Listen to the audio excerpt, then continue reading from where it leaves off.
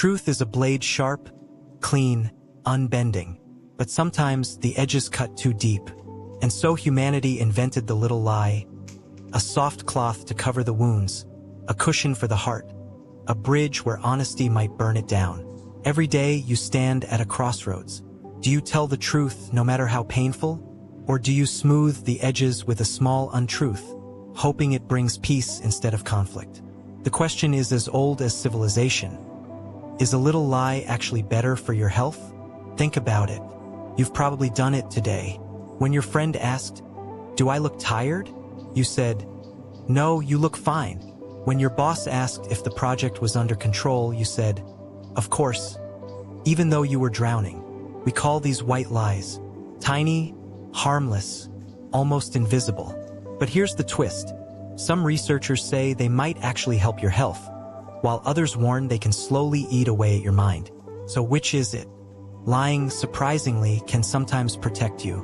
According to a 2012 study at the University of Notre Dame, people who were instructed to reduce lying for 10 weeks reported better mental and physical health than those who lied normally.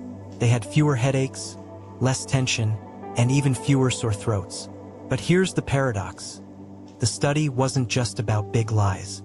It showed that the effort of constantly managing lies creates stress, and stress damages the body. Still, a small lie used sparingly can shield you from conflict in the moment.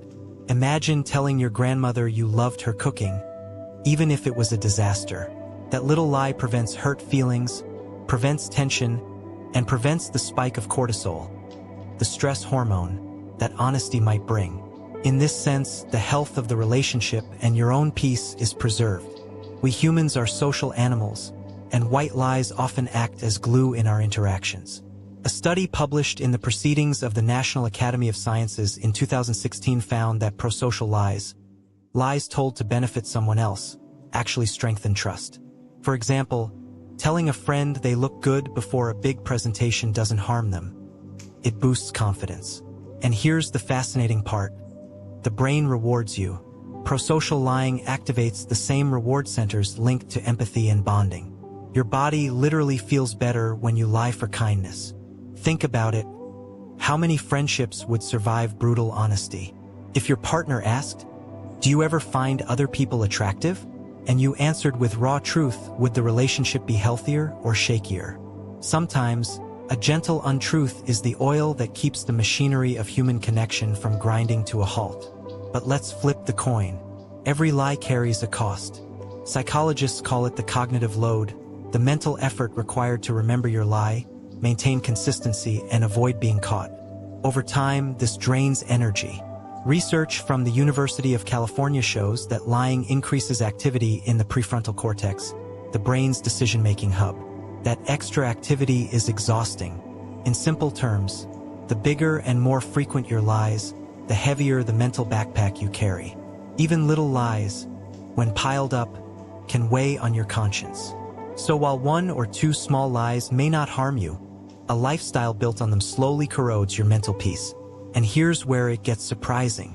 Studies at the University of Massachusetts found that 60% of people lie at least once in a 10-minute conversation. But the body knows even when the mind justifies it. Lies can trigger microstress responses. A faster heartbeat, subtle sweating, even slight increases in blood pressure. Over time, repeated lying can raise chronic stress levels, linked to heart disease, anxiety, and poor sleep. This means your body might pay a price even for those harmless fibs. But wait, here's the twist. The same body reacts positively when your little lie preserves social harmony. Stress hormones drop if the lie prevents a conflict. So the effect depends not on the lie itself, but on the why behind it. Let's take a step back in history. In Japanese culture, the concept of taitmei means presenting a socially acceptable face, even if it hides your true feelings. It's considered polite, not dishonest. In contrast, Western culture often glorifies brutal honesty. This shows that health and lying are not just biological questions, they're cultural ones. What is considered healthy honesty in one society might be seen as cruelty in another. Even in medicine, doctors once told benevolent lies, hiding terminal diagnoses to protect patients' emotions. Today, that practice is largely abandoned in favor of transparency, but it shows how morality shifts with time. So, is a little lie better for health? Here's the balanced truth. Lies that protect your ego weigh on you. Lies that protect others' feelings can sometimes preserve peace. But too many lies, even small ones, erode trust, increase stress, and hurt relationships long-term. The key is not whether you lie, but why you lie. If your little lie comes from kindness and empathy, it can serve as medicine. But if it comes from fear, avoidance, or selfishness, it becomes poison. So, now you know the paradox. Sometimes a little lie really can make life healthier, but only if it heals more than it harms. But here's the bigger question.